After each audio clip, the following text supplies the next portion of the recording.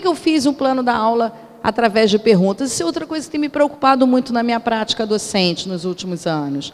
Eu acho que, muitas vezes, a gente vem estudar buscando respostas, mas, na verdade, a gente deveria, antes, colocar as perguntas. Eu não sei se eu encontrei, ao longo de todos esses anos, as respostas que eu gostaria de ter encontrado a respeito da relação ou das relações possíveis entre o corpo e a escrita. Eu encontrei muitas respostas. Nenhuma delas me satisfez de maneira a poder dizer hoje para vocês a relação entre o corpo e a escrita se dá desta maneira.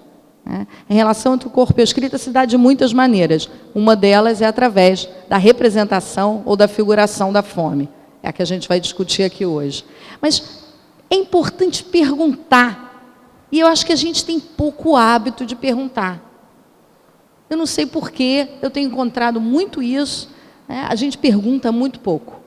Então, eu tenho perguntas mais do que respostas, e eu gostaria que essas perguntas multiplicassem outras perguntas, que não necessariamente eu poderia responder, mas que a gente pense junto, tá?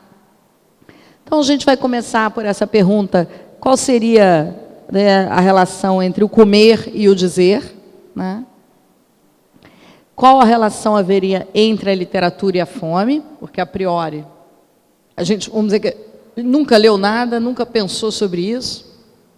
Que relação entre a literatura e a fome? A princípio, nenhuma relação. A princípio, ao contrário, uma não relação, né? Ou você come ou você fala.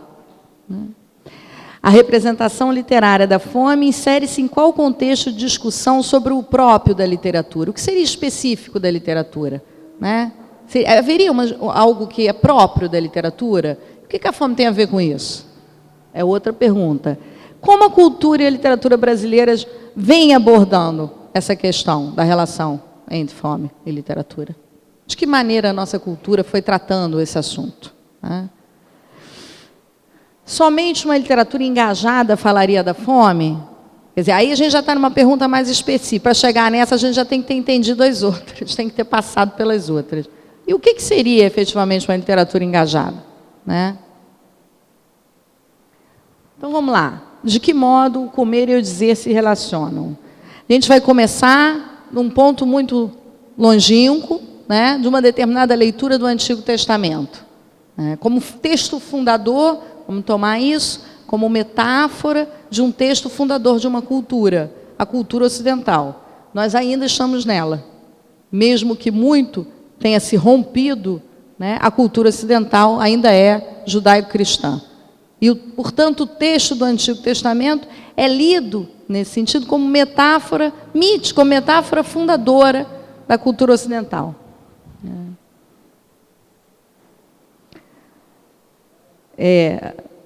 Eu tomo a leitura da Julia Kristeva, depois eu tomo a leitura de um outro filósofo francês, para depois a gente discordar deles, tá? Com a nossa contribuição brasileira.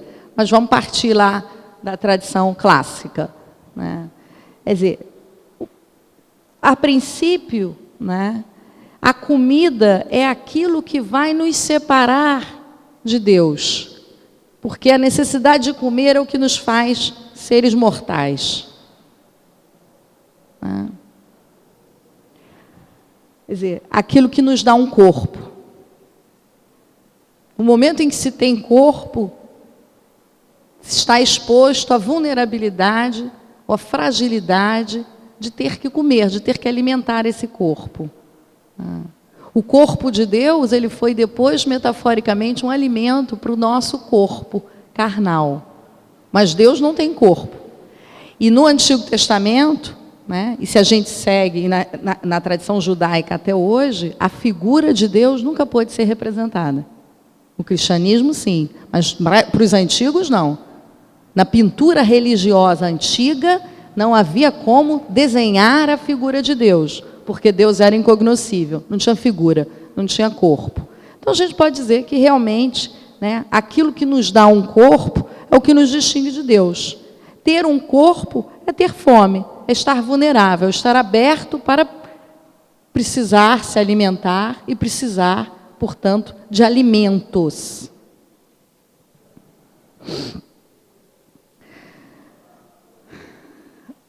nessa cisão inicial, né, que nos aparta, portanto, de Deus, nós oferecemos o nosso corpo a Deus em sacrifício, ou um corpo de um ser vivo, seja humano ou outro, né? Estamos nas origens aí, míticas da cultura judaico-cristã. Mas nós, corpo humano, só podíamos comer os vegetais. Nunca nada que fosse da ordem do vivo, do ser, né, da carne.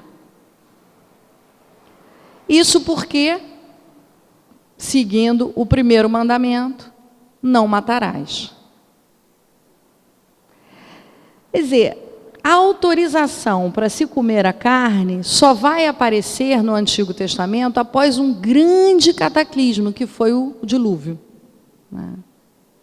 Vocês imaginam aí uma situação de total precariedade, de transformação total, né, da paisagem, do que tem e do que não tem, do que pode e do que não pode.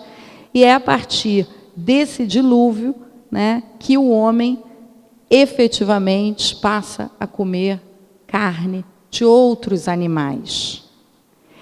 Nesse momento se introduz, né, a ideia de que no coração do homem está o mal, porque ele é capaz de comer um outro ser vivo. Quer dizer, a partir do dilúvio, portanto, a separação não seria mais entre o vivo e o vegetal, mas entre a carne e o sangue. Então é incrível, porque a gente vai ver, se vocês forem ler lá no Antigo Testamento, tem quase que uma taxonomia que vai dividindo que tipo de animal o homem podia comer. E tinha que ser um animal herbívoro. Por que tinha que ser um animal herbívoro? Para tentar afastar o máximo possível a ideia da carnificina, de que aquele bicho comeu um outro bicho. Quer dizer, um animal herbívoro é um animal mais limpo, né? Então é o animal passível de ser comido pelo homem, depois já dessa grande mudança, que foi, desse grande cataclismo, que foi o dilúvio. Tá? Quer dizer, a carne a ser comida pelo homem, né, deve ser uma carne sem sangue. Por que sem sangue? Porque de um animal que não comeu um outro animal. Dá para entender? Quer dizer, tentando afastar ao máximo o fantasma da carnificina, né? Tentando fazer com que o homem se afastasse o máximo possível da ideia de que ele poderia matar o seu próximo e comer o seu próximo. Então, os animais comestíveis pelo homem deveriam obedecer a essa taxonomia que garanta que são animais herbívoros. Para evitar que o homem coma um animal carnívoro, o campo da impureza se estende do sangue, o sangue é o impuro, mas além do sangue, uma série toda lógica que vai dividindo, né, o que pode ser comido e o que não pode ser comido, e que faz entrever, como leu a Júlia Kristeva, que o puro é da ordem, é da organização, e o impuro é da desordem, é da mistura. O próprio sangue, como impureza no Antigo Testamento, ele vem da sua origem de mistura, mistura primordial do sangue da mãe com o próprio filho no ato do nascimento. Então, tudo isso está ali, né? Já não vamos ficar aqui nos estendendo, não é uma aula sobre o Antigo Testamento, mas é importante que vocês vejam como um texto pode ser lido, um texto desses fundador, que está sendo lido aqui, não religiosamente, mas está sendo lido aqui como um lugar de fundamentação de uma cultura, um solo inicial por onde nós ainda, de alguma forma, passamos ou passeamos. A relação, portanto, entre a comida e a fundação do homem é crucial. Não há como separar o que se come do que se é. Isso é um ditado popular, né? A gente sabe que, né, essas coisas a constituição dessa humanidade do homem, no sentido de sua mortalidade, de sua separação de Deus, é designada através da comida.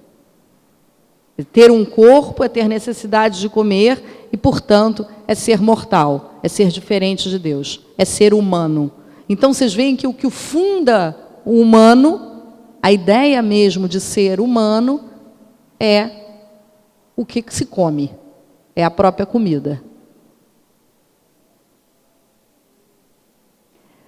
É por isso que muitas das figurações da fome na literatura apontam para um processo continuado de desumanizar, né? A gente vê, eu vou falar de vários exemplos, que depois na discussão, se vocês quiserem, a gente volta a um, ao outro, a todos, o que for possível, né? Mas a gente vê, isso percorre a literatura ocidental, né? Que a aproximação, quando o escritor vai tentar figurar a fome, vai tentar falar da fome através da literatura, ele aproxima o homem do animal, Graciliano Ramos em Vidas Secas, Josué de Castro em Homens e Caranguejos, ou ele aproxima o homem do monstruoso, Dante na Divina Comédia, Dostoiévski em vários dos seus romances, o próprio Antonin Artaud, que assume essa figura do homem monstruoso, quando sai do asilo psiquiátrico e faz a conferência Artaud, o Momo, né? Quer dizer, o bobo é o monstro, ou do homem, curiosamente, mais perto de Deus do que de todos os outros humanos. Seria, vamos dizer, a imagem do profeta, né? Do homem que, de alguma maneira, em jejuando, em não comendo mais, em se recusando à oferta do mundo, se aproxima mais de Deus do que de nós, terráqueos, humanos e mortais. Isso também aparece num conto do Kafka, em várias outras parábolas, mas num conto específico que se chama O Artista da Fome, em Glauber Rocha, em muitas das imagens dos filmes de Glauber Rocha, onde essa épica do profeta, né, ela aparece sucessivamente, né? E eu também incluiria, mais recentemente, o documentário Estamira, feito pelo Marcos Prado. Quer dizer, é um documentário, nesse limite hoje do que se pode dizer, né, que aponta para o documento e para a ficção. A própria Estamira constrói esse personagem de si mesma, ou vários personagens dela mesma, né? Mas Estamira é uma profeta, ela é que de alguma maneira se recolhe no lixão da sujeira do mundo, vamos dizer assim. Ela conseguiu inverter a ordem, né? E se limpa dessa humanidade podre que somos nós através do lixão, onde ela foi jogada, certo? Então, Estamira está próxima de uma outra verdade. Ela viu alguma coisa que nós não conhecemos. Porque se ela acha que o lixo está limpo e que isso aqui está tudo sujo, ela viu um negócio que a gente não viu, não é verdade? Ela viu alguma coisa que não aparece, vamos dizer, pelo menos de forma assim tão nítida, né, no primeiro olhar, um olhar desatento. Vamos dizer, esse olhar do profeta que vê através das coisas, que vê mais além das coisas, né? E que se aproxima, portanto, do olho de Deus. Também, então, esse outro filósofo francês, Jérôme Thelot, escreveu um livro chamado No Início Era Fome, Tratado do Intratável. Então, ele também vai dizer que a fundação do mundo se dá através da fome. O mundo se ergue, o mundo se faz, o mundo vira mundo quando se tem fome. A fome, para ele, é um afeto universal. É o único afeto que a gente pode dizer que é universal. Por quê? Mesmo aqueles que têm o que comer, sentem fome. É o que você estava aqui dizendo. Os nossos amigos estão ali comendo, né? Porque eles estão com essa fome real. É dessa mesmo que a gente está falando. Quer dizer, todo mundo tem fome. O faminto tem fome o tempo todo, ou tem fome esporadicamente, dependendo da contingência alimentar a que ele está submetido. Mas mesmo a gente que tem o que comer, a gente também sente fome. A gente sabe o que é sentir fome. A gente pode ter esquecido, a gente pode ter se afastado desse afeto, a gente pode comer o tempo todo para não lembrar o que é ter fome, a gente pode comer correndo para não lembrar o que é ter fome, né? A cultura é uma cultura cada vez mais voltada para o apagamento dessa memória de que um dia todo mundo teve fome.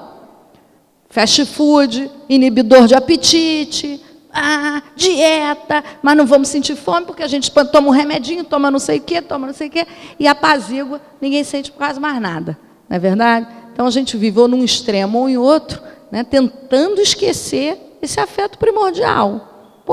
Poucas pessoas hoje em dia comem quando tem fome.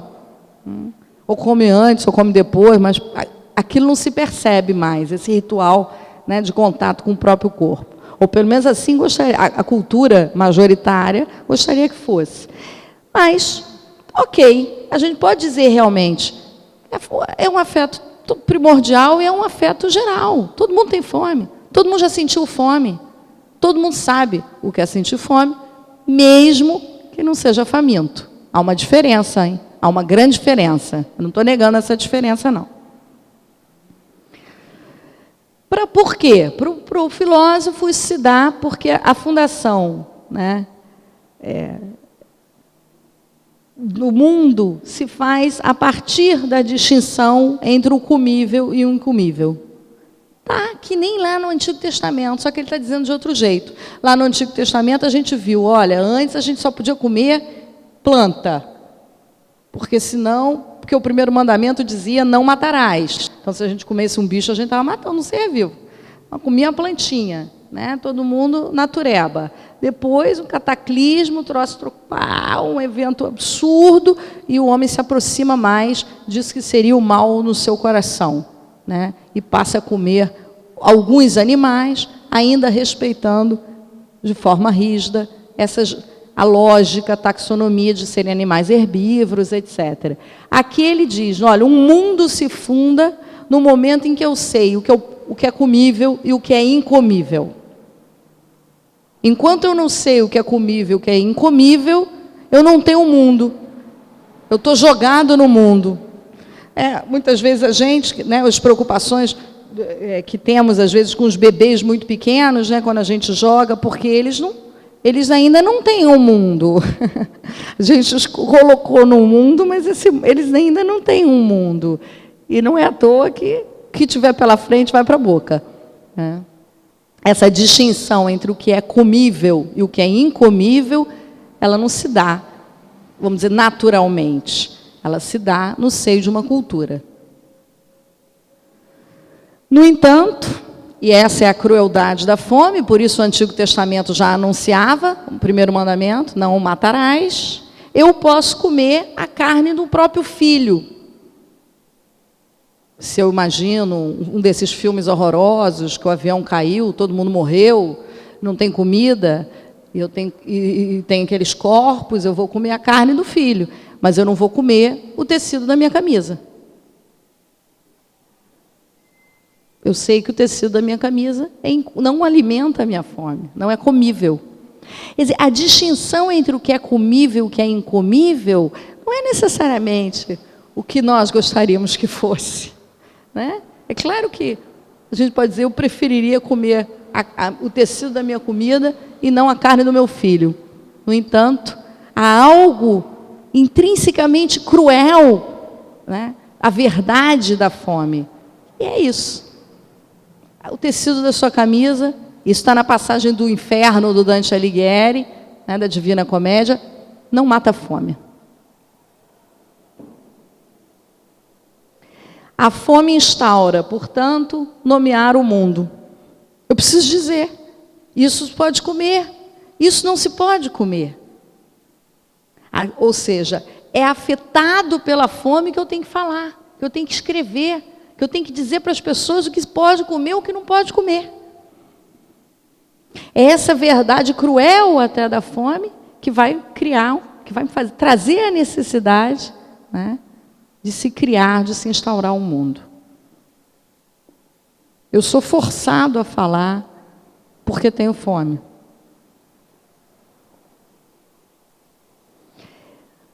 Quer dizer, afetado pela fome, o homem tem que falar. Forçosamente tem que falar. Então, para esse autor, né, tem um patos da fome que une a fome à palavra. A palavra estaria numa relação de continuidade com a fome. Aí a gente entra na segunda pergunta. Então, qual a relação entre a literatura e a fome? Para esse autor, a fome seria o afeto poético por excelência.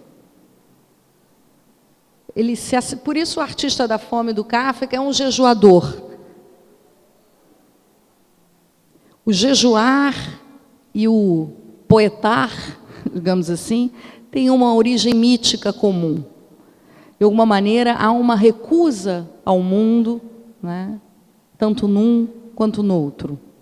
Isso é um determinado mito, né, do fundador da palavra poética.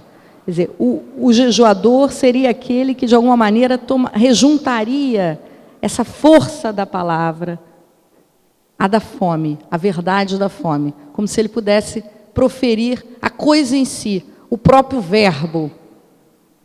A gente vê muitos poetas que têm essa ânsia, né? Por exemplo, se a gente, mesmo poetas modernos, você pega um Alberto Caeiro, por exemplo, né? O nosso Manuel de Barros, né? Que parece que fala a coisa criando a coisa, como se a palavra fosse um corpo, né? Então, é como se ele pudesse reencontrar a potência desse verbo com maiúsculo, isso é no sentido religioso mesmo, né? Como se, no sentido de criar um mundo, um demiurgo. Ao falar isso, eu crio um mundo, eu instauro um mundo. A poesia cria um mundo, assim como o afeto da fome cria um mundo. É nesse sentido que, para esse autor, tá, o poeta e o jejuador estão muito próximos. Para ele, falar da fome, dá à fome quase que a mesma satisfação que a comida, quase que o mesmo esquecimento que a comida provoca da própria fome. Veja bem, isso é o filósofo francês dizendo. Falar daria à fome quase que o mesmo esquecimento que a comida dá à fome. É um filósofo humanista francês, bem alimentado, né, que diz isso. É nesse sentido que, tal como a comida, a palavra será constitutiva para o autor da humanidade do homem. Ok, isso aí a gente entendeu. Está lá atrás, realmente, a comida faz uma cisão entre o humano e o não humano, vamos dizer assim. O inumano, seja ele Deus ou os animais. O que se come, né? Não é qualquer comida. É comer assim, sabe? Mas eu queria que a gente discutisse essa hipótese do autor francês, né? Isso porque nós temos que interrogar como que a cultura brasileira vem contribuindo e questionando essa tradição. E nós temos, efetivamente, na cultura brasileira, uma forte tradição literária e artística da fome. Ficou um tanto esquecido, um tanto reduzido a uma época, um tanto reduzido a escolas, mas nós temos pensadores fundamentais da fome. Eu diria que, aliás, talvez o Brasil tenha gerado o único e maior pensador da fome no mundo, que foi José de Castro. Mais ninguém. José de Castro, que foi um geógrafo, nutricionista, recifense, escreveu Homens e Caranguejos no Exílio, sua única espécie de memória ficcional, foi um homem destinado à ciência e à política, portanto, foi um homem integrado à luta pelo erradicar da fome no mundo, foi presidente na ONU do Conselho, né, da FAO, da Fundação para a Alimentação, da Organização das Nações Unidas. Durante anos, escreveu, produziu, viajou e lutou no combate à fome e à miséria. Em 1945, foi quando ele escreveu o primeiro livro, A Geografia da Fome, O Dilema Brasileiro, Pão ou Aço, onde já estava em questão, né, a velha história, faz crescer o bolo para depois dividir, ou dividimos enquanto crescemos? A questão já estava posta em 1945. Né? Quer dizer, o desenvolvimentismo, o mito do desenvolvimento tem a ver com o crescimento cultural, de um povo, né? Portanto, com aquilo que é mais fundamental, que é a fome. A gente sabe que o Lula, quando fez o programa Fome Zero, foi a Recife, né? E inaugurou ali mesmo, no bairro, no Manguezal, onde José de Castro narrou as suas memórias de infância, Homens e Caranguejos, esse mesmo programa Fome Zero, citando, obviamente, José de Castro. Não só seu conterrâneo, mas seu precursor. A gente sabe também que o movimento Mangue Beat, né, ele retoma a leitura de José de Castro na formulação de uma cultura outra, a possibilidade de um foco de resistência cultural, né, dentro daquilo que seria uma cultura da miséria. Quer dizer, vamos pensar, depois a gente discute isso, anota aí, quem quiser, se uma cultura da fome poderia agir contra uma cultura da miséria. O que eu estou chamando de cultura da miséria é uma cultura da acomodação, uma cultura do não questionamento, uma cultura da manutenção da pobreza. Só que é uma pobreza controlada. Você diz quanto o indivíduo come, você diz quanto ele pode ganhar, você diz quanto ele pode gastar, você inclusive incentiva determinados consumos, e afinal de contas você tem a impressão com isso que o indivíduo, né, cresceu através dos produtos que hoje ele é capaz de consumir, mas você de alguma maneira controla o quê? O índice de abandono em que ele vive. Ele já não está mais completamente abandonado, mas ele está dentro de um limbo onde você controla até onde ele está sendo abandonado.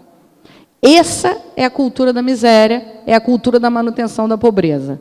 Então, uma cultura da fome, uma cultura que a tradição brasileira explorou através de José de Castro, através de Glauber Rocha, através dos romancistas da fome da década de 30, com todas as diferenças entre eles, é totalmente diferente do que quer esse filósofo francês. Falar não enche barriga de ninguém.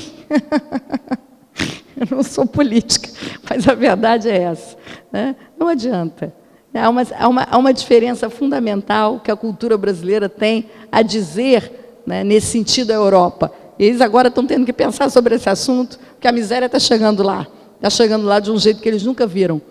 Então, o que é preciso entender? É preciso entender, em primeiro lugar, o tabu da fome. Ou seja, a relação entre a fome e a palavra não é direta. Quem me assegura de que porque eu tenho fome, eu falo? Se a literatura, não vou nem falar, depois eu falo de José de Castro, mas se já Graciliano Ramos já nos ensinou que quem tem fome não fala.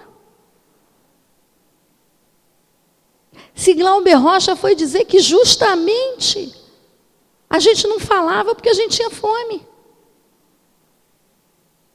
Então, na verdade, o que o Brasil, de alguma maneira, vai responder, né, é que ele vai dizer, não é uma união entre a fome e a palavra. Nós não somos demiurgos, criadores de mundo, afetados pela fome, que criamos espaços poéticos. Claro que isso existe. Isso também existe, eu dei vários exemplos, né? Nós temos isso na nossa poesia, lindamente desenvolvido. Mas nós temos o tabu da fome. O que é o tabu da fome? É a impossibilidade de falar. A impossibilidade de falar qualquer coisa, inclusive da fome. E foi essa a tese primeira de José de Castro, em 1945. Ele falou, existe na cultura ocidental um verdadeiro tabu da fome. Ninguém fala sobre isso, ninguém quer saber do que se trata, por duas grandes razões, ele vai dizer. A primeira delas é o interesse político, econômico e social na fome. Ou seja, o que se ganha, o que se lucra com a fome no mundo. O segundo, ele, que era um ávido leitor de Freud na época, vai dizer, o segundo motivo desse tabu da fome é porque nós, humanos, vulneráveis, aliamos a fome, vivemos a fome como um instinto primordial. Tal como a sexualidade, nós sentimos vergonha da nossa própria fome. Como nós sentimos vergonha da nossa sexualidade. Quer dizer, a cultura, de alguma maneira, né, nos colocou em situação de que essa fome, ela não pode ser dita, porque tal como a sexualidade, ela é um instinto primordial do homem. A gente viu o que é. A fome é um afeto primordial, como o sexo é um afeto primordial. Adão e Eva estavam juntinhos ali na comida e sexo, não é verdade? O pecado original, fundador dessa ideia de mundo. Mas veja bem, o Josué vai dizer assim, olha, o homem ele não consegue dizer. Primeiro, ele não consegue dizer porque ele é explorado econômica, política e socialmente. Segundo, ele não consegue dizer porque ele tem vergonha, porque como ele está dentro de uma cultura que faz com que esse instinto, né, seja vergonhoso. Glauber Rocha, 20 anos depois, vai dizer, ou esse homem tem vergonha sim da sua fome, porque ele não sabe de onde ela vem. Eu sei, eu vou dizer para todo mundo. Né? Daquele jeito vulcânico, ainda um pouco torto, depois a gente debate, será que ele sabia mesmo de onde vem essa fome? Né? Mas, de alguma maneira, ele acreditou saber naquele momento. Ele se incluiu, né, no seio dessa cultura da fome. Depois a gente discute mais isso. Então, já falei um pouco aí dos romances de 30, né, um pouco desses 3 eixos, que eu diria, os eixos mais consolidados na cultura brasileira, eixos discursivos em torno da fome. Tá? E, claro que existem outros, e a gente poderia ficar aqui buscando infindavelmente, mas vamos dizer que esses são os 3 grandes eixos de discurso na cultura brasileira sobre a fome. Tá? A geração de 30, onde a gente vai destacar Graciliano Ramos, Josué de Castro, em 1945, e Glauber Rocha, em 1965.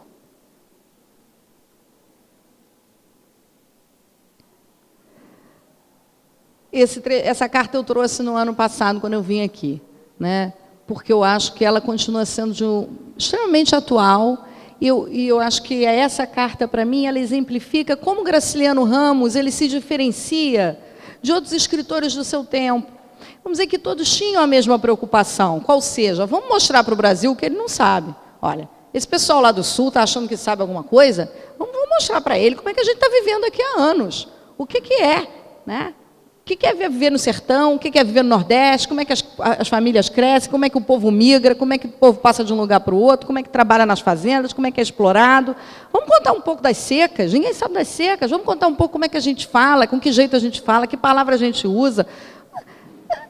Ninguém sabe disso lá no Sul. Vamos falar com a nossa voz daqui, com o nosso sotaque nordestino, disso que está acontecendo aqui do nosso lado. Então, vamos dizer que Graciliano Ramos, Raquel de Queiroz, Lins do Rego, entre outros, tinham mais ou menos as mesmas preocupações. Por isso formavam aquilo que depois a história da literatura vai chamar de geração. Né? Mas havia e existe, hoje a gente pode falar disso, poderia falar só disso, né?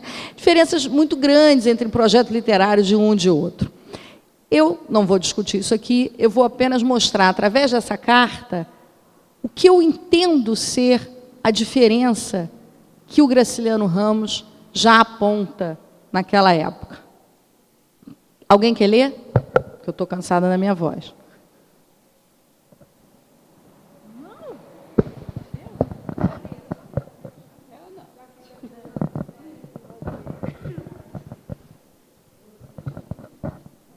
3 da carta de Graciliano Ramos ao pintor Cândido Portinari. A sua carta chegou muito atrasada, e receio que essa resposta já não ache fixando na tela a nossa pobre gente da roça. Não há trabalho mais digno, penso eu. Dizem que somos pessimistas e exibimos deformações. Contudo, as deformações e a miséria existem fora da arte e são cultivadas pelos que nos censuram. O que às vezes pergunto a mim mesmo, com angústia, Portinari, é isso. Se elas desaparecessem, poderíamos continuar a trabalhar? Desejaremos realmente que elas desapareçam? Ou seremos também uns exploradores tão perversos como os outros, quando expomos desgraças? Ramos 46, Acervo Projeto Portinari. microfone, que acho que eu tenho esse aqui. Fica melhor que vocês já ficam com um aí. Então, vamos lá tentar falar algumas coisas dessa carta. Não é à toa que essa carta é endereçada a Portinari. Portinari também, dessa geração, estava retratando a pobre gente brasileira, né? Graciliano Ramos é um autor de uma extrema autoironia, né? Ele é capaz de ser muito ácido com o outro, mas também com ele mesmo.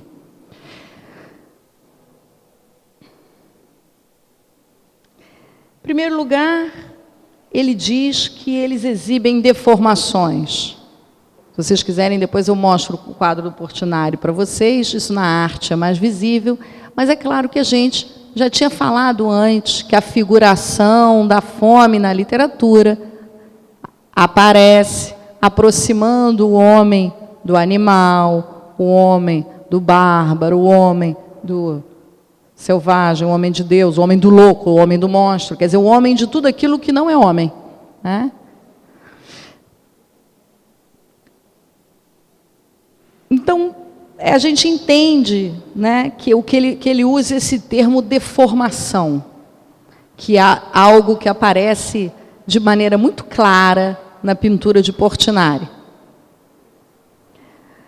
E aí ele vai dizer, no entanto, essa deformação, ela existe fora da arte. O mundo está deformado, né? Não somos nós que estamos criando essa deformação. Nós estamos, de alguma maneira, fisgando, né? Buscando denunciar, buscando retratar, buscando figurar, buscando representar aquilo que a gente está entendendo, a ver, né, que acontece por aí afora.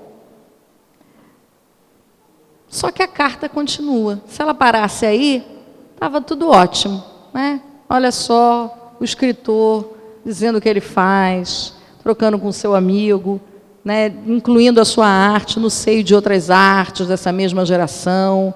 Está todo mundo tranquilo. Graciliano Ramos vende os seus livros, Portinari vende os seus quadros, ganham dinheiro com as deformações, né, e dormem bem, bem alimentados.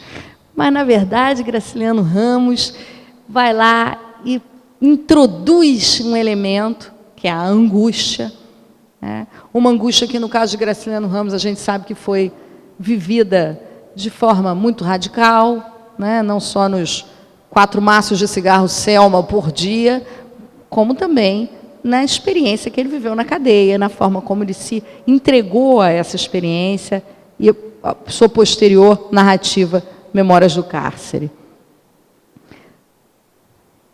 Quer dizer, o que ele está perguntando? O que faz, o que nos diferencia, né, de um explorador capitalista, dentro dos termos da época, né? Qual é a diferença entre nós, artistas, né, e o banqueiro que lucra indevidamente, né, com a poupança de cada um de nós? Ele está perguntando isso com angústia, mas essa angústia, vamos dizer, é um modo em que o autor se desautoriza a falar. Isso diferencia Graciliano Ramos de toda a sua geração. Quer dizer, Graciliano Ramos já não acredita que ele possa falar tanto ou tão bem do outro quanto a geração dele acreditou. Graciliano Ramos já não acredita que ele possa retratar tanto ou tão bem o outro como a sua geração acreditou. Quer dizer, algo dessa angústia faz com que ele, autor, se desautorize. Quer dizer, um autor, portanto, e por isso essa carta me parece extremamente atual para qualquer autor, um autor não se cria apenas porque ele se autoriza a escrever. Ele só escreve em se autorizando a escrever, mas ele só escreve também porque ele põe em questão a sua desautoria, aquilo que o desautoriza. Nele mesmo, na sua própria escrita, no conjunto, né, que ele enceta, no diálogo que ele tem. Isso não é necessariamente um exercício de humildade. Veja o que eu estou querendo dizer aqui. Não é uma prerrogativa moral, mas talvez seja uma linha ética que diferencia um acreditar ingênuo que posso falar do outro tranquilamente, ou posso, mas não sei bem. Esse posso, mas não sei bem, essa vírgula, essa interrogação, essa hesitação, a gente vai ver como ela vai florescer no romance Vidas Secas de Graciliano Ramos. É o único romance escrito em terceira pessoa. O autor, o narrador, terceira pessoa, não coloca palavras na boca dos personagens, porque os personagens quase não falam. Ele não sabe o que aqueles personagens dizem. Eles falam grunhindo, porque eles se deformaram com a fome, podem se aproximar daquilo que seria, né, o arcabouço animal do humano. Mas não é só isso. Eles não falam porque eu não sei o que eles dizem. Porque como dizer? Porque, de alguma maneira, o que o Graciliano Ramos faz nesse livro é trazer o silêncio para a palavra. É conseguir fazer com que a gente escute o silêncio desses personagens. O silêncio que, de alguma forma, lhes foi imputado dentro, né, da trajetória de uma vida. Certo? Então, tudo vai compondo nessa atmosfera meio nebulosa, meio silenciosa, falta nome, os meninos não têm nome, porque pode morrer logo, então não vai botar nome não, porque vai que morre, espera ver se cresce mais um pouco, depois põe nome. Quer dizer, sabe? Falta nome, falta palavra, falta... Então, é um pouco isso, né, que Graciliano Ramos escuta e dá a gente a ver através de Vidas Secas, quer dizer, essa angústia, né, essa desautorização. Falar do outro, sim, porém, como falar do outro? E isso num momento em que a literatura brasileira estava completamente autorizada a falar do outro. A tradição artística foi essa, né? A burguesia como classe artística, ou seja, muito poucos escreveram, tendo passado, talvez, Machado, Lima Barreto, né, que tenham chegado ao panteão dos grandes escritores brasileiros, tendo passado, vamos dizer, por essa escassez. Que a tradição é uma tradição, como toda tradição literária, né, a literatura se nasce, né, como uma arte do dizer, ela se separa daqueles que não falam, daqueles que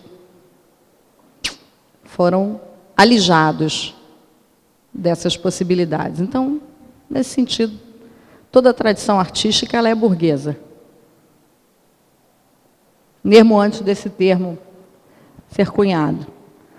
Por outro lado, a gente coloca uma outra pergunta. Quer dizer, para eu escrever, eu tenho que ter comido?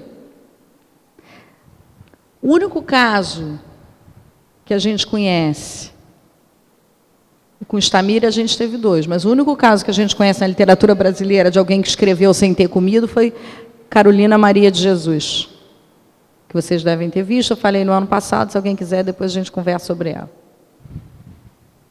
Ela escrevia a partir da precariedade, né? Da fome, da luta diária, que na época era já grande. Era já grande. Né? Então, vamos dizer que foi a primeira voz, né, que se intitula, né, que se autorrepresenta como personagem da sua própria história. Daí essa questão, né, entre representar o outro e autorrepresentar-se, que eu acho que é uma questão hoje na literatura contemporânea que está muito além do problema da fome e da miséria, né? Quer dizer, é claro que esse problema começou assim, né? Alguma mudança ocorreu.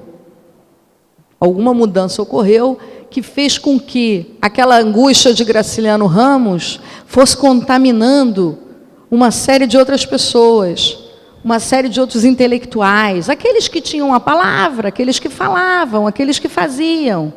Eles foram sendo, de alguma forma, contaminados, digamos assim, por aquela angústia de Graciliano Ramos, e alguma coisa mudou no mundo. Eles mesmos já não tinham mais as respostas que eles achavam ter. Eles achavam que tinham tido em algum momento. O mundo mudou, né? Aquilo que aparentemente tinha se colocado sob um prisma, né, disto ou daquilo, já se oferecia de forma mais confusa, menos clara, mais nebulosa. Então, os grandes blocos doutrinários foram ruindo. O intelectual já não sabia mais de que lugar ele podia falar, a partir de onde, com que vocabulário, como é que eu vou chegar para vocês e dizer alguma coisa se eu não sei nem direito, né? O que me antepara? Eu não tenho mais uma doutrina que me diga, ensine dessa maneira a literatura brasileira. Assim foi a história da literatura brasileira, né? Ou ensine dessa outra uma teoria literária. É assim que se interpreta um texto literário. Quem tem coragem de dizer isso hoje? Que é assim que se interpreta um texto literário, ou que é esta a história da literatura brasileira? Não é possível. Não é possível. O que tem, e é por isso que eu digo a vocês, é que a gente precisa colocar as perguntas. A gente tem que ler essas coisas que foram escritas, sim, não é para não ler, não é isso que eu estou dizendo, mas ler perguntando, ler interrogando, ler produzindo pergunta. Que história é essa que foi contada? Que conceito é esse de regionalismo que cunhou a geração dos romancistas de 30? Por que eles são regionalistas? O que fez dele regionalistas? Por que eles são regionalistas? E Mário de Andrade não é regionalista. Né? Então, eu adoro Mário de Andrade, não tem problema com Mário de Andrade. Entende? Mas por quê? Que Graciliano Ramos é regionalista e Mário de Andrade não. Então, é preciso interrogar a história da literatura. Precisa interrogar os conceitos com que a história e a teoria literária vêm cunhando ou tramando, né, algo alguma comida que nos é oferecida. Vocês estão aqui para isso. Alguma coisa dessa ordem aconteceu lá pelo final dos anos 60. Claro que isso teve a ver, efetivamente, no mundo, né, com todas as revoluções culturais que se passaram no final dos anos 60, com a quebra de uma série de utopias, com a contracultura, com movimentos libertários, com uma descrença em torno do que teria construído o bloco soviético e o comunismo, que até então tinha alimentado toda a burguesia artística moderna no mundo ocidental.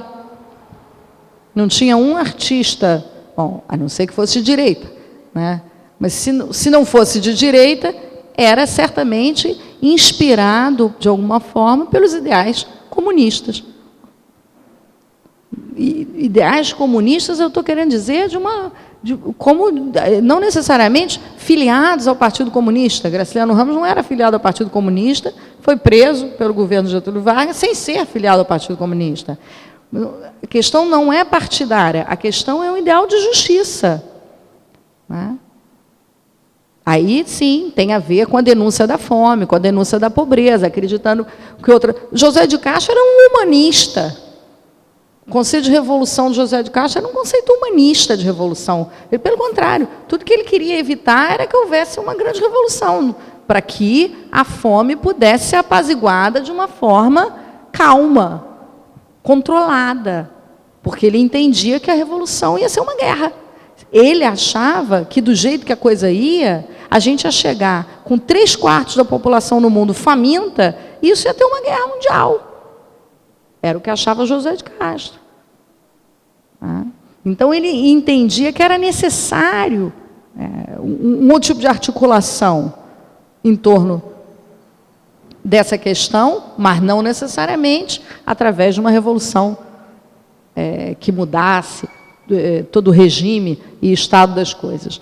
Então, tem muitas maneiras, mas, de todo modo, foi essa tradição que inspirou, até mais ou menos o final dos anos 60, onde os intelectuais começam mesmo a se perder, e uma nova ideia, né, de prática intelectual entra em vigor. Essa relação, a gente começa, as redes, os trabalhos do Foucault, os trabalhos do Deleuze-Guattari, entendendo que não há mais um poder central, mas sim uma pluralidade, uma rede plural, né, onde o poder se exerce em vários lugares, ao mesmo tempo, né, de uma forma mais insidiosa.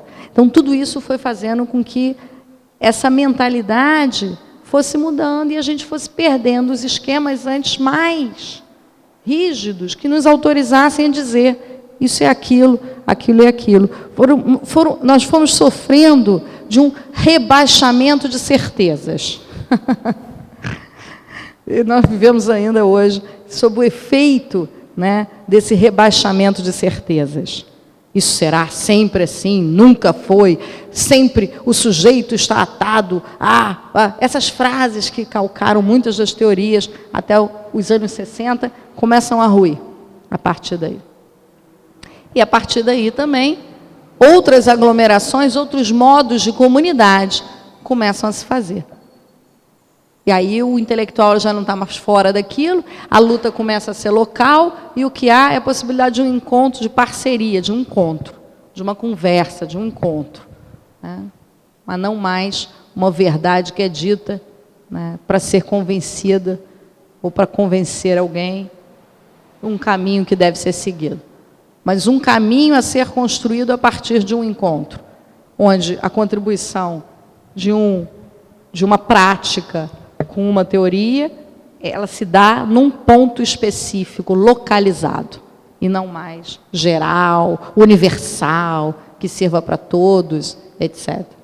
Então, é mais ou menos isso que foi fazendo com que a ideia de uma literatura engajada fosse saindo dos seus preceitos, né, modernos, onde a gente parecia saber que uma literatura engajada queria convencer o outro de que ele vivia sob um estado de alienação, da própria miséria, que ele sabia de onde vinha a exploração da miséria, etc., para uma outra forma de lutas, de acoplamentos, de encontros bastante mais localizados. Eu diria dessa maneira, grosso modo. Fechando aqui, para a gente abrir para a conversa.